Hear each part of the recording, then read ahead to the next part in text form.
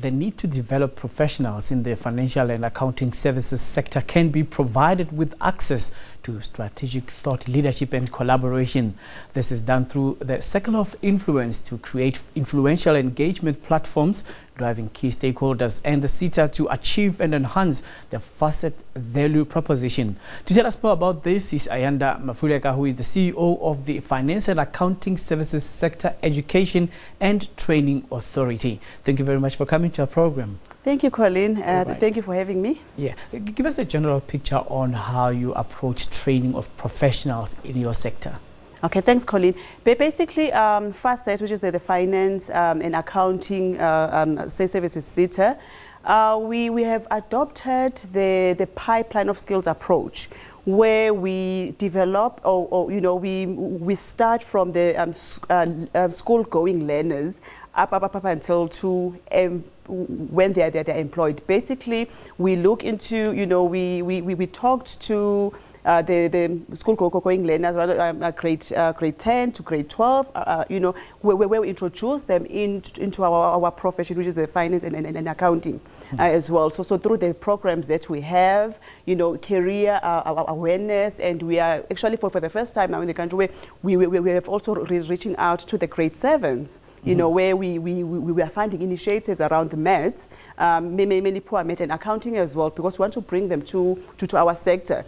So when they get to the tertiary education, we've got a bouquet of product offerings there, or the interventions that we fund, such as the bursary. We take them through the tertiary education in for the relevant skills in our sector. To talk about the CA streams, the chartered accountant stream, finance, HR. Actually now we are even funding for IT, ICT, because we are aware, Colin, fourth industrial revolution is upon us, as a country. So we need to be a SETA that is also responsive to digitization. So after they've graduated, then we fund them into, we've got the programs into learnerships, internships, where we focus on an unemployed graduate, where we place them with our the employers in our sector.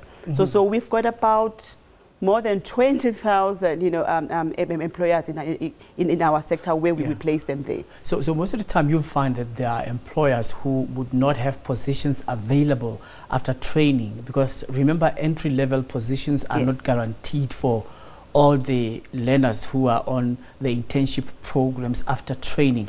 What is the alternative bit? Because the numbers of those unemployed graduates are not going down, they're still going up. Now, the level of absorption in terms of the private sector and the public sector, how do you go about when they say bouncing back effect? Okay, actually that's a critical question. We don't want to be the SETA where we just train into the big hole. We want to see them being absorbed as well, into permanent employment. So how then we do that whilst they are employed? Because really remember, Colleen, they're just straight from school, so they don't have soft skills, and they don't have the practical know-how. So as much as they are in their internship, we also continue to skill them. So we have program, what we call work readiness programs, where we even fund them up until they are ready, to be absorbed. And I must say, the programs that we offer, and we also the incentives, the training incentive that also paid to the employers has really yielded results, because we see them being absorbed by our employers. So we have really done well in that. Hence, it is very important, for us to keep abreast, and we engage with our employers as well. And we structure even our funding initiative to address those. Okay, tell us about your stakeholders in the circle of influence, and how does it work so that eventually you can be able to see the placement of those professionals who you have been developing all along? Okay, well, I am very excited about the circle of influence. We've just launched it last week, by the way.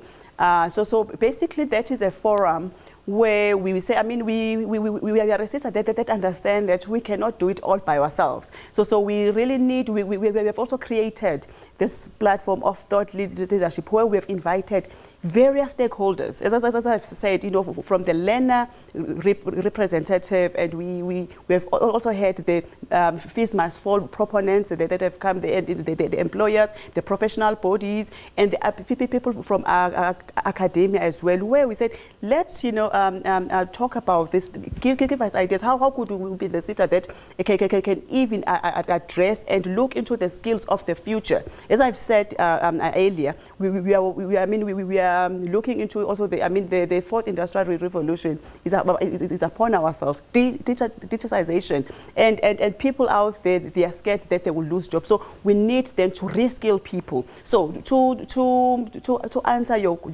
question, with what is in the pipeline now, and you know, with the reskilling that you are looking into. So we will see that actually the learners that, or even the employees that we train, they'll be able and be relevant even if in the near future, you know, even if when, you know, the technology takes over. All right. No, thank you very much for your time. We will keep abreast with these developments. As you know, that we've been tracking how young people are benefiting from the SETAs that train them for development, especially skills-wise, and being placed in the job market. Well, Ayanda Mafuleka is the CEO of the Finance and Accounting Services Sector Education and Training Authority, speaking to us right here on SABC News.